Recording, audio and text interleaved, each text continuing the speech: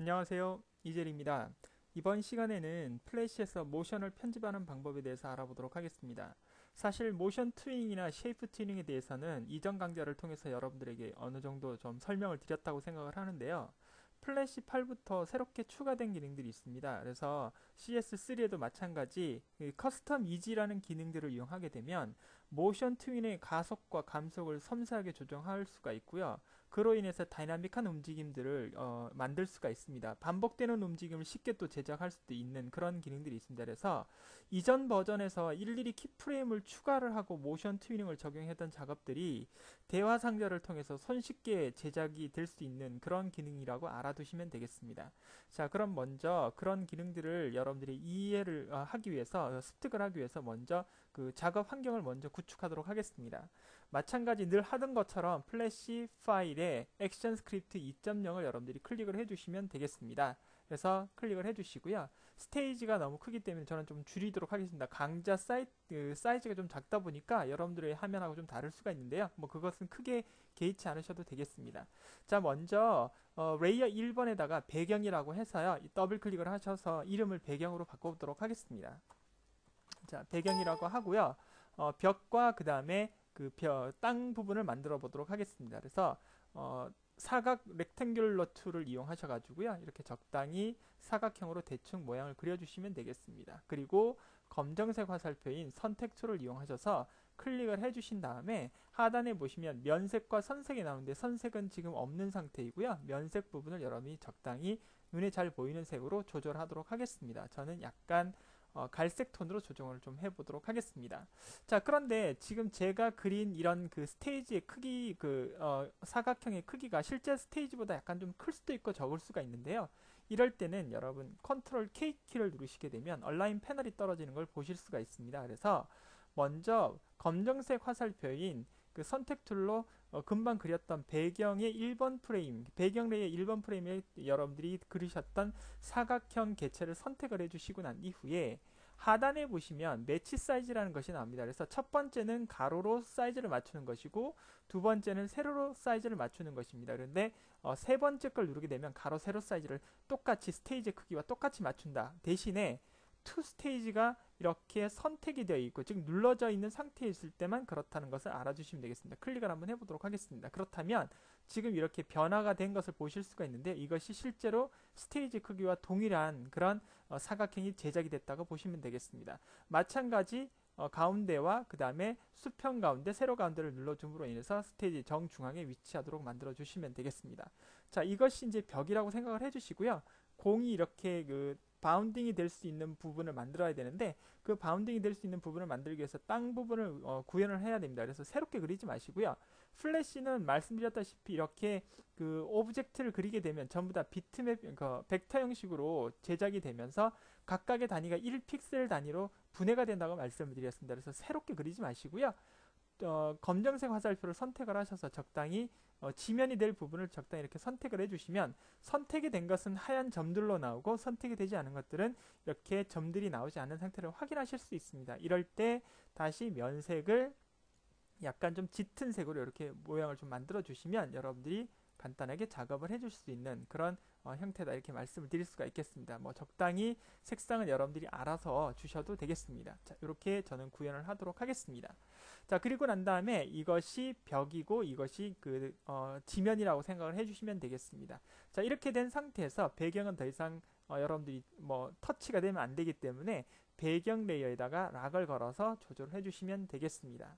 자, 그리고 파일에서 임포트를 가져오도록 하겠습니다. 임포트 to library나 또는 새로운 레이어를 하나 만들도록 하겠습니다. 새로운 레이어를 하나 만들어서 이거를 농구공이라고 하겠습니다. 이렇게 그리고 난 다음에 농구공 레이어의 1번 프레임에 커서를 위치를 시키시고 마우스 포인터를 눌러주신 다음에 파일에서 import to stage를 눌렀을 때와 그 다음에 라이브러리를 눌렀을 때 차이점을 설명을 드렸습니다. 스테이지를 누르게 되면 심볼이 개체가 이 스테이지 상에도 오고 이 라이브러리 창에도 저장이 되고 그에 반해서 라이브러리를 하게 되면 자동적으로 이쪽으로만 저장이 되는 것을 여러분들에게 설명을 드렸습니다.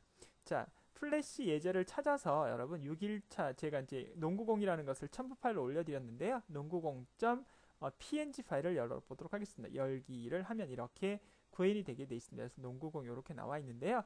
이것을 F8번을 눌러서 그래픽으로 저장을 하도록 하겠습니다. 그래서 여기다가 농구공이라고 저장을 하겠습니다. 농구공, 그죠? 그래서 저장을 OK 버튼 누르겠습니다. 근데 여기 이제 이미 그 파일이 있다는 형태로 나오기 때문에 뭐 농구공.ai 파일을 png 파일을 가져왔기 때문에 여기 앞에다가 뭐 이니셜 하나 쓰도록 하겠습니다. G라고 하고 그래픽 심볼이니까요. G 언더바 농구공이라고 하고 OK 버튼을 누르도록 하겠습니다.